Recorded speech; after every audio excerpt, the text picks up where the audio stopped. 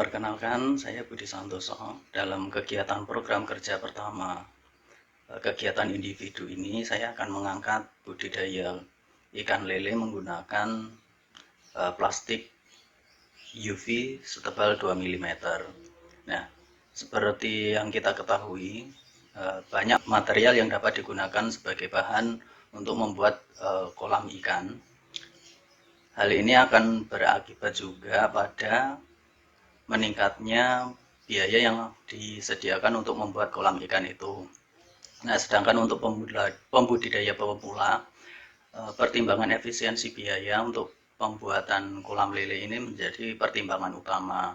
Nah, alternatif yang kita tawarkan adalah membuat kolam ikan dengan menggunakan plastik UV 2 mm. Dengan pertimbangan bahan ini lebih murah dari material terpal, di mana harga per meter perseginya itu bisa didapatkan antara 27 sampai 30 ribu rupiah. Sedangkan untuk ketahanannya sendiri terhadap panas dan hujan itu lebih baik atau lebih unggul daripada bahan terpal. Untuk bagaimana proses pembuatan kolam ini dan apa saja yang perlu disiapkan, dalam video ini akan kita simulasikan tahapan-tahapannya.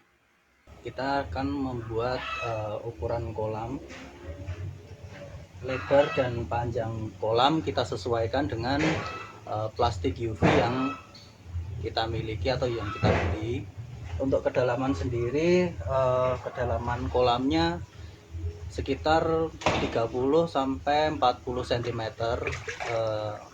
Tidak perlu menggali sampai lebih dalam, dan ini di bawahnya kita berikan daun-daun untuk menghindari adanya kerikil atau mungkin potongan dari keramik atau genteng yang bisa membuat plastik jadi bocor.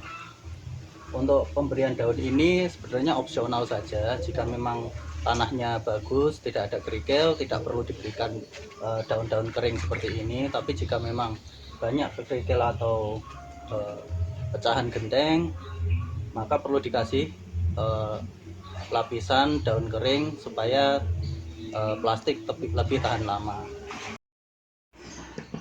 Baik, untuk membuat rangka kolam, kita persiapkan dulu bahan-bahannya sebagai berikut.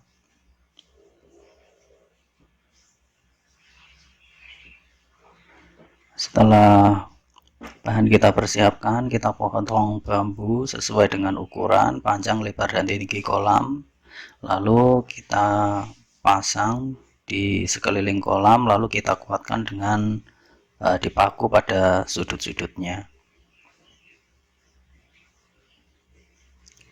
Setelah rangka kolam terpasang, langkah selanjutnya kita masukkan plastik UV, lalu kita tata sedemikian rupa agar mengikuti bentuk kolam dan kolam menjadi rapi.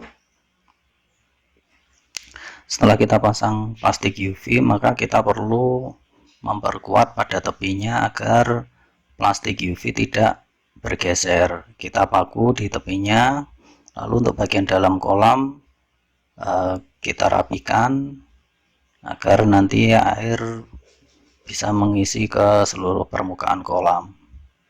Selanjutnya di sisi luar kolam kita berikan pembatas dari banner atau karung bekas, lalu kita uruk tanah agar saat hujan air tidak masuk atau rembes ke dasar kolam.